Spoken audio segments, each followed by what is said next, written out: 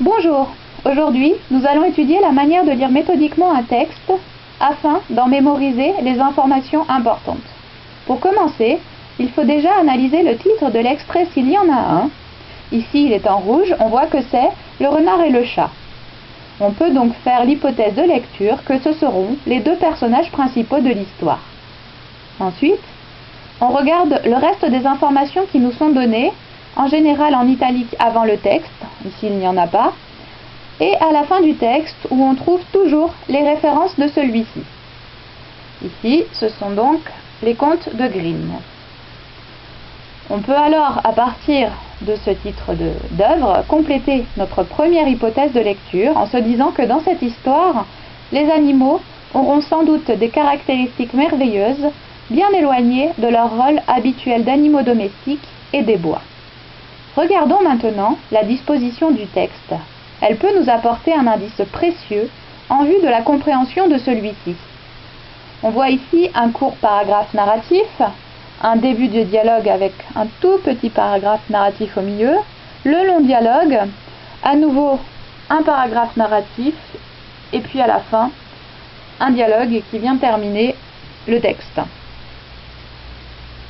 Donc, on peut en déduire que l'essentiel des informations contenues dans ce texte résidera dans la parole évoquée par le dialogue et que les passages narratifs ne seront que des annexes destinées à planter un décor. A l'inverse, un texte contenant beaucoup de passages narratifs et peu de dialogue s'attardera bien plus sur les descriptions qui deviendront alors plus importantes. Bon. Faisons maintenant une lecture méthodique du texte afin de voir comment parvenir à retenir les informations, même quand on n'a pas une très bonne mémoire ou que l'on ne déchiffre pas encore très bien. Pour commencer, nous allons lire le texte et nous arrêter après quelques lignes afin de voir ce que nous allons retenir comme informations et comment les sélectionner.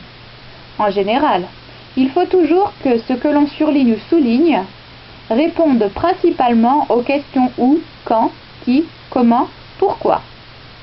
Commençons la lecture. Le hasard fit un jour que le chat, dans un bois, rencontra le seigneur renard. Il est habile et plein d'expérience, pensa le chat en le voyant. C'est un grand personnage dans le monde, respecté à cause de sa sagesse. Aussi l'aborda-t-il avec beaucoup d'amabilité. Alors, que sélectionner dans ce paragraphe ? Tout simplement, déjà ici, un indice de sens, un jour. Ça répond à notre question quand. On voit que c'est un indice imprécis parce que c'est l'équivalent, bien sûr, du « il était une fois » des contes et que cela nous éloigne donc finalement du temps et du temps réel, de la réalité. Ensuite, nous allons sélectionner les mots « chat » et les mots « le seigneur renard ». Ce sont donc les noms des deux personnages principaux de l'histoire. J'ai surligné « seigneur » qui vient compléter le mot « renard » car ce mot nous donne une indication sur le statut social du renard qui est un noble, un grand dans le monde animal. Ensuite, je vais surligner « habile et plein d'expérience » ainsi que « sagesse » puisque ce sont les mots qui montrent le point de vue de départ du chat sur le renard et nous allons justement voir s'il le conserve. Continuons. Bonjour, cher monsieur renard, comment allez-vous? La santé est bonne, j'espère. Et par ces temps de vie chère, comment vous débrouillez-vous?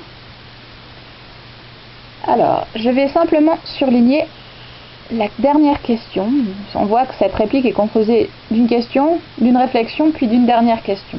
Pourquoi je ne souligne que la dernière? Parce que c'est la seule qui fait avancer l'histoire. Effectivement, les deux autres sont finalement des banalités.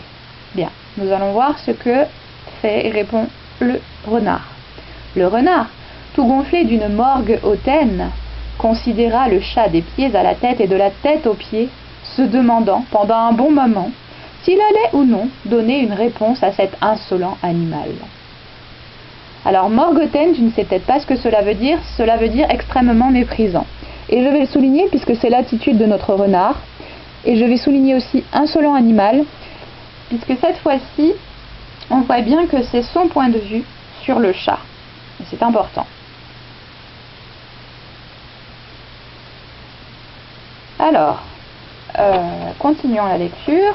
Dis donc toi, misérable lèche moustache, Espèce de drôle, espèce d'arlequin grotesquement taché, espèce de crève-la-faim, de chasseur de souris, qu'est-ce qu'il te prend? Et d'où te permets-tu de venir me demander aussi familièrement de mes nouvelles? Qui te crois-tu donc, malheureux? Que sais-tu? Combien d'arts connais-tu? Quelles sont tes ressources? Ici, on voit une série de synonymes péjoratifs dévalorisants qui désignent le chat, mais finalement, aucun d'eux ne va rajouter d'informations sur celles que nous avions déjà. Le renard considère le chat comme insolent et inférieur, donc on ne va pas les souligner. La seule information importante est donnée ici aussi par la dernière question, c'est « Quelles sont tes ressources ?» Eh oui, comment te débrouilles-tu? « Je n'en ai qu'une seule, répondit le chat. » Bien, donc là, on souligne bien sûr « je n'en ai qu'une seule », puisque c'est la réalité de la vie du chat, il n'a qu'une seule manière de se débrouiller. Et puis l'adverbe « modestement », qui nous montre le réel caractère du chat et non pas la vision qu'a le renard du chat. Continuons.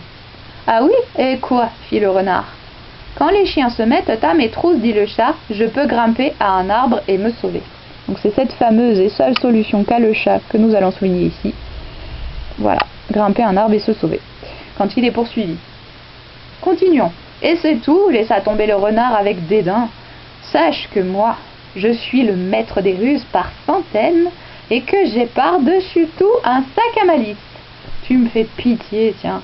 Viens avec moi, et je te montrerai comment on se défait des chiens. »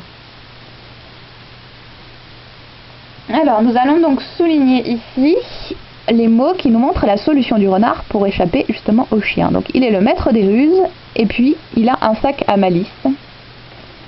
Donc, ces mots nous indiquent que contrairement au chat justement qui s'en sort par la fuite, le renard s'en sort, lui, par son habileté à tromper les autres.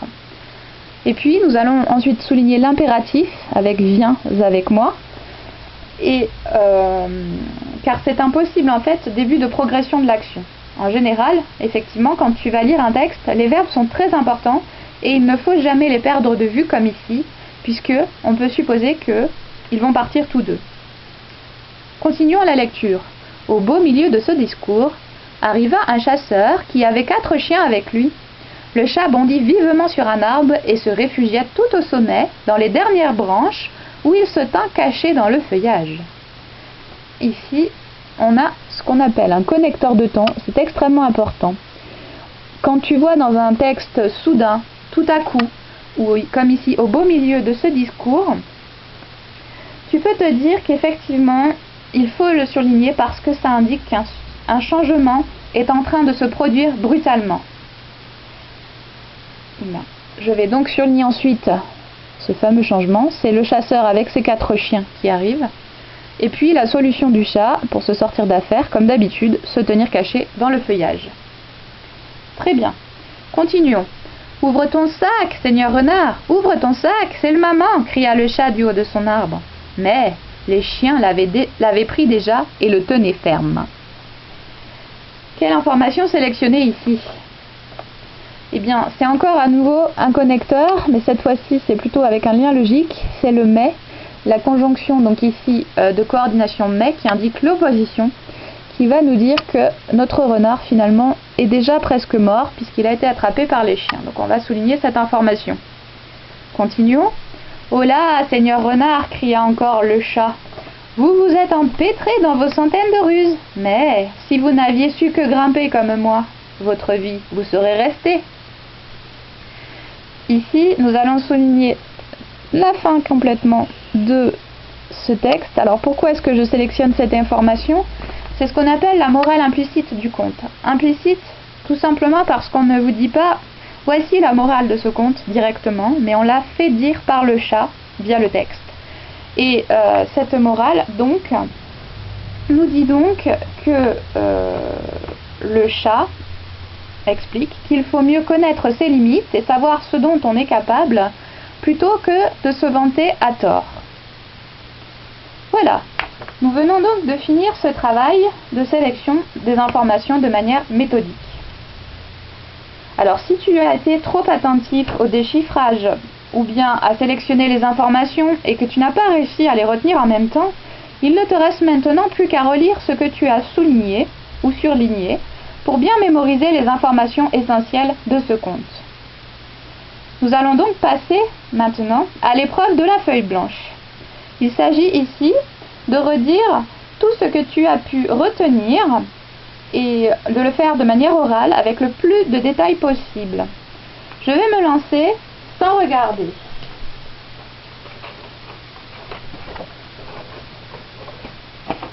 Un jour, donc, un chat voit passer un renard et il se dit « Oh, je vais l'aborder pour savoir, lui qui est un si grand animal, comment se débrouille-t-il donc pour s'en sortir face aux poursuites des chiens qui ne cessent d'arriver en ce moment ?» Le renard ne comprend même pas qu'un tel animal ose lui adresser la parole et le regarde d'un œil très méprisant. Il lui demande alors comment fait le chat justement pour s'en sortir face aux difficultés. Quelles sont déjà ses solutions à lui? Le chat répond très modestement que pour s'en sortir, il va vite monter en haut d'un arbre et se tenir caché. Le renard, face à cela, se moque et lui dit que lui, il a plein de sacs à malice et puis qu'il joue des tours aux autres pour se sortir d'affaire et que c'est bien mieux. Il l'invite donc à le suivre pour le lui montrer. Seulement, d'un coup arrive un chasseur avec 4 chiens qui, bien sûr, attrape le renard qui ne s'est pas sauvé alors que le chat, lui, est monté dans l'arbre et s'est caché. Face à cela, le renard ne peut se défendre, n'a pas le temps d'ouvrir la bouche et est donc déjà presque mort. Le chat lui crie alors que peut-être, s'il ne s'était pas vanté et s'il ne jouait pas toujours de tours aux gens, finalement, que jouer des tours ça prend du temps et ça demande de la réflexion, que finalement, parfois, il vaut mieux une solution simple comme de grimper un arbre et de fuir plutôt que d'être tué. Voilà. C'est mon résumé. Bien sûr, il n'est pas parfait, mais il est fait comme ça d'un coup. Il reprend cependant les informations essentielles du texte. Et c'est très important quand tu dois ensuite l'analyser, répondre à des questions dites de compréhension. C'est essentiel. Maintenant, je t'inviterai donc à faire ceci le plus souvent possible. Effectivement, parce que si tu suis cette méthode, tu verras que tu n'auras pas vraiment de mal peu à peu à progresser et finalement à arriver à mémoriser les informations sans avoir à faire ce travail de surlignage. Toutefois, ce travail n'est pas inutile et au cours de ta scolarité, dans toutes les matières, je t'invite à faire cela quand tu es face à un nouveau texte, car c'est un travail qui est relativement rigoureux et qui te permettra toujours de gagner du temps par la suite quand il faudra détailler le texte et l'analyser.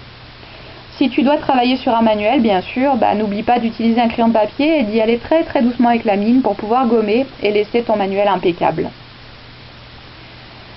Et bien maintenant, ça va être à toi de jouer. J'espère que cette méthode t'a aidé et qu'elle te sera utile pour ta scolarité.